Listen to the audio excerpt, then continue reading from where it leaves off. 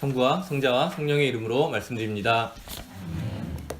네, 제가 오늘 유양을 하기로 했는데 생각보다 연기가 많이 나네요. 괜찮으세요? 불편하지? 좀 괜찮으시죠? 문 열어놓으신 거고. 네. 오늘 저희가 사순절 시작하는데요. 매년 사순절을 이렇게 지내면서 시작할 때는 좀 이렇게 좀 비장한 마음이 좀 많다가 끝날 때쯤에는 또 그냥 지나갔구나 그런 마음이 많았던 것 같은데요. 올해는 정말 진정한 하나님과 동행하는 그런 40일, 또 그래서 우리가 부활을 정말 기쁨으로 맞이할 수 있는 그런 사순절이 되었으면 좋겠습니다. 사순절을 얘기하면 제일 많이 하는 게 회개를 말을 많이 하는데요. 저도 이제 오랫동안 교회를 다니면서 회개라는 말에 대해서 많이 들었던 것 같아요. 그런데 회개를 마치 내 안에 없는 무엇인가를 새로 얻게 되는 그런 새로운 삶을 의미한다고 많이 생각했는데, 말씀을 묵상하면서 사실 회개라고 하는 것은 본래의 자리로 돌아가는 게 아닐까. 우리를 창조하신 그 하나님의 사랑, 그 사랑의 집으로 우리 다시 돌아가는 것이 아닐까. 우리 그리스도교는 세상을 이렇게 이해하고 있는 거죠. 하나님이 선한 의지와 선한 사랑을 가지고 이 세상을 아주 아름답게 만드셨다. 그런데 인간의 그 타락, 인간의 죄로 인해서 그 선함이 깨어지고 악이라고 하는 게 생겨나게 됐고, 그래서 이 시대는 악하게 되었다. 그 복음이라고 하는 거는 다시 어떻게 보면 이 악하게 된 세상이 다시 회복되는 것, 처음 하나님께서 우리를 만드셨던 그 아름다운 모습으로 되돌아가는 것. 그렇기 때문에 회개라고 하는 것은 이미 우리 안에 주어져 있는 창조의 그런 신비, 또는 창조의 그 자비, 창조의 그 사랑을 다시 기억하고 다시 경험하면서 우리의 삶의 방향을 악에서 떠나서 다시 한번 하나님께 오는 것, 그것이 회개가 아닐까, 그런 생각을 해보게 되었습니다. 그래서 오늘 읽은 복음서의 말씀을 묵상해 보면 오늘 세 가지의 소리가 나오는데요. 첫 번째는 하늘의 소리인 거죠. 예수님께서 세례를 받으실 때 하늘에서 들려오는 소리. 두 번째는 우리 오늘 읽은 마르코복음에는 잘 나오지 않는데 그냥 사탄의 유혹을 받으셨다라고만 되어 있는데, 마태복음과 루가복음을 보면 세 가지 유혹을 받으셨잖아요. 그죠? 다 기억하실 것 같아요. 돌로 빵을 만들라고 하는 유혹, 그리고 높은 데로 뛰어내리라고 하는 유혹, 또 사탄에게 절하라고 하는 그 유혹. 이 세 가지 유혹의 소리가 또 오늘 성경에 등장합니다. 그리고 마지막에 등장하는 마지막 소리는 하늘의 소리를 예수님을 통해서 이 땅에 선포되는 것이죠. 바로 복음의 선포인 것이죠. 이 세 가지 소리가 우리가 오늘 다시 한번 깊이 좀 바라보았으면 좋겠는데요. 우리도 예수님처럼 예수님을 따라간다고 하면 예수님이 하신 그대로 하늘의 소리를 듣고 그 하늘의 소리를 땅에 선포하는 사람으로 살아가야 할 것입니다. 그런데 그것을 그냥 쉽게 아무런 문제 없이 되는 것이 아니라 그 중간중간 끊임없이 유혹의 소리가 있다는 것이죠. 유혹이 참 무서운 거는 그냥 누가 봐도 이거는 사탄의 소리야 라고 하는 거라면 쉽게 거절할 수 있지만, 또는 정말 그 너무나도 좋은 것을 우리에게 주기 때문에 거절하기 어려울 수 있지만, 가장 무서운 이유는 그것이 유혹의 소리인지 하늘의 소리인지 분별하기가 참 어렵다는 사실입니다. 사탄이 예수님을 찾아와서 말을 할 때에도 그냥 자기 말을 하는 것이 아니라 성서를 인용해서 하는 것을 보면 이 유혹을 분별하기가 참 어렵지 않을까. 사순절을 시작하면서 다시 한번 우리 자신을 돌아보았으면 좋겠습니다. 나는 지금 어떤 소리에 귀를 기울이고 있는가? 어떤 소리를 듣고 있는가? 또 그 소리를 듣고 다시 그것을 세상에 어떤 소리를 내고 있는가? 그런 것들을 우리가 다시 한번 기억해 봤으면 좋겠는데요. 오늘 처음 우리가 아이들과 함께 이렇게 오늘 여러분 예배 시작하기 전에 30분 전에 모여서 아이들과 예배를 드렸는데요. 그때 아이들에게 하늘에 들려온 소리를 가지고 설교를 했는데, 사실 그런 것 같아요. 하늘의 소리는 마치 태어났을 때, 아기가 태어났을 때 부모님이 듣는 것과 똑같은 마음인 것 같아요. 어떤 조건을 해서가 아니라, 어떤 무엇을 이루어서가 아니라, 무엇이 어떻기 때문에 사랑한다는 게 아니라 존재 자체로 사랑해 주시는 그 하나님의 소리. 그것은 다 우리 모두에게 다 적용되는 것이죠. 내가 죄에 빠져 있든지, 내 상태가 어떻냐에 따라서 달라지는 소리가 아니라 우리가 귀 기울이려고 할 때, 우리가 그분을 바라볼 때 늘 우리에게 들려주시는 그 소리라는 사실입니다. 근데 유혹의 소리는 다르죠. 끊임없이 예수님에게 증명해보라고 그러잖아요. 네가 하나님의 아들이거든. 네가 그렇게 유능하다면, 네가 그렇게 훌륭하다면, 네가 무엇이라면 그것을 증명해봐라. 또 네가 하고 싶은 일을 이 능력을 사용해서 해라. 끊임없이 무엇을 증명하게 하거나 끊임없이 무엇을 욕구를 자극해서 그것을 하나님의 뜻을 벗어나게 하는 그런 방향을 가지고 있다는 것입니다. 예수님은 이 두 가지 소리를 분명하게 분별하신 거죠. 그래서 하늘의 소리는 들으셨고 자기 깊은 곳에 간직하셨지만 유혹의 소리는 단호하게 거절하시고 물리치신 것입니다.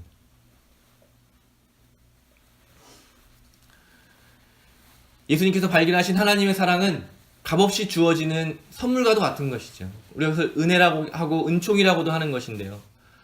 그래서 그 하나님의 사랑이 온 만물에 이 피조물 가운데 가득한데 그것을 깨닫지 못하는 사람들, 그로 인해서 파괴되는 인간성들, 그 창조성을 예수님은 마음 아프셨던 것 같아요. 그래서 하신 선포 말씀이 그것이죠. 너희가 그토록 기다리던 하나님의 나라, 하나님의 그 사랑이 다가오고 있다. 바로 가까이 와 있다. 바로 가까이 와.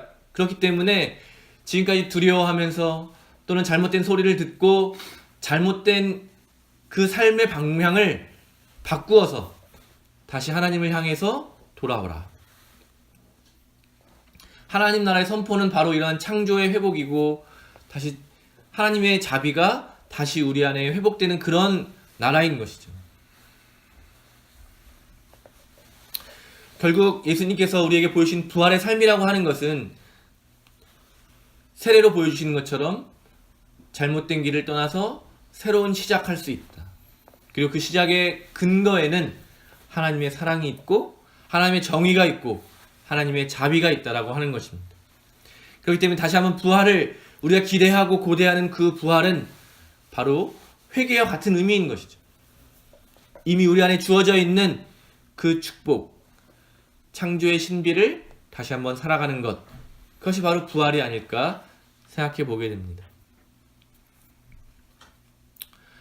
우리가 믿는 복음은 개인적 차원에 머무르지 않죠. 예수님의 선포는 한 개인에게 들릴 수밖에 없지만 그 개인적 차원에서 멈추는 것이 아니라 점점 확장되고 또 연결되어서 사회적 변화로 연결이 됩니다. 사회적 변화의 시작이 있어야 하는 것이죠. 그래서 우리는 늘 공동체를 이야기하고 우리 사회를 이야기하고 국가를 이야기하고 세상을 이야기하는 것입니다. 자주 얘기 드린 것처럼 교회라고 하는 것이 세상이 없다면 존재할 수 없는 것이죠. 그러나 그것은 참 쉽지 않은 일인 것 같아요. 날마다 들려오는 뉴스를 보면 참으로 너무나도 우리의 보잘것없음을 깨닫게 되고 참 어떻게 해야 이 깊은 어둠을 이겨낼 수 있을까 그런 생각을 하게 됩니다. 매일매일 전해지는 소식들, 전쟁의 소식들, 끝없는 폭력의 소식들, 또 파괴와 슬픔과 고통의 소식들이 우리를 두렵게 합니다. 그러나 우리는 그런 세상에 드러나는 현상에 머무는 것이 아니라 그 이면에 있는 하나님의 사랑을 보아야 하는 사람들인 것입니다. 믿음이라고 하는 것은 드러나 있는 것을 보는 것이 아니라 감추어 있는 것을 보는 것이고, 비록 우리의 눈에는 보이지 않지만 하나님이 계시다고 하는 것, 하나님의 자비가 우리가 느낄 수 없지만 우리가 깊은 어둠 속에 머물러 있지만 언젠가 빛이 다시 우리를 찾아올 것이라고 하는 그것을 바로 믿음이라고 부르는 것입니다. 아직도 찬바람이 불고 추위가 가시지 않았지만 이 가운데 이미 봄 기운이 숨어 있는 것처럼, 그래서 땅에 있는 씨앗들이, 나무에 있는 생명들이 이렇게 그 봄 기운을 기다리면서 좀 있으면 이제 활짝 피어나는 것처럼 이 불의한 세상 가운데, 이 고통스러운 세상 가운데서 바로 우리는 그런 사람들인 것입니다. 하나의 씨앗이 되어서 이 세상에 생명과 평화의 꽃으로 피어나는 그런 사람들, 그것이 바로 믿음의 사람들이고 예수님께서 우리에게 보여주신 그런 삶의 모범이고 또 우리가 따라가야 할 길이겠습니다. 그것은 세상 사람들이 말하는 길과 전혀 다른 길인 것이죠. 그래서 예수님은 이것을 좁은 길이라고 말씀하셨고 십자가의 길이라고 말씀하셨고 누군지 예수님을 따르기 위해서는 자기를 부인하고 십자가를 지고 따르라고 말씀하시는 것입니다. 이것을 다시 우리의 말로 바꿔본다면 사람들은 온통 다른 사람들을 지배하기 위해서 권력을 차지하기 위해서 애쓰지만 우리는 반대로 종이 되어서 섬기는 그런 모습으로 겸손한 모습으로 다른 사람을 높여주는 그런 모습으로 우리가 가진 것을 아낌없이 나누어주는 그런 나눔의 모습으로 살아가야 할 것입니다.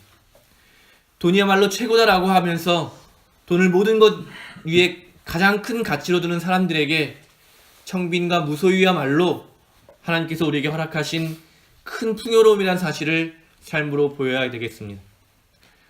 끊임없이 판단하고 차별하면서 혐오하고 무리짓고 서로 다투는 사람들에게 이 모든 것을 뛰어넘는 사랑의 모습으로 살아가야겠습니다. 나만 잘 되면 된다고 하는 사람들에게 그런 것이 아니라 우리는 함께 연결되어 있고 우리가 서로 같이 살아가는 그런 공동체와 그런 평화의 모습으로 우리가 살아가야 하겠습니다.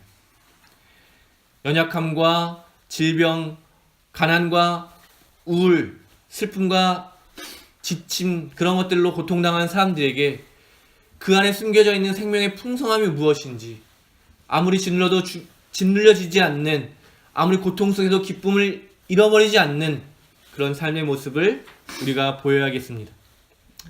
참 어려워 보이는 이 길의 시작은 바로 하늘의 소리에 귀를 기울이는 것부터 시작이 됩니다. 하늘의 소리를 듣고 그것을 우리가 간직하게 될 때 우리의 삶에 일어나게는 자연스러운 모습이겠습니다. 우리가 억지로 내 의지와 힘으로 그것을 하려고 할 때 우리는 실패하겠지만 예수님께서 보여주신 것처럼 하늘의 음성에 귀를 기울이고 그 음성을 따라가 살아가게 될 때 우리의 삶의 모습이 자연스럽게 복음의 모습이 될 것입니다. 우리의 회개가 그냥 개인의 어떤 윤리적인 모습이 아니라 이런 창조 안에서 부활의 모습을 살아가는 창조와 부활의 신비로 연결되기를 바랍니다. 우리의 회개가 하나님의 창조를 다시 한번 회복하는 그런 놀라운 복음의 능력으로 나타나게 되기를 바랍니다. 그래서 길을 잃은 사람들에게 빛이 되고 또 우리의 삶을 더욱 풍성하게 되기를 바랍니다. 그래서 많은 사람들 앞에 오늘 예수님께서 선포하신 것처럼 하늘의 소리가 우리 안에 울려 퍼질 뿐만 아니라 우리를 통해서 이 세상에 울려 퍼지게 되기를 바랍니다. 성부와 성자와 성령의 이름으로 말씀드렸습니다.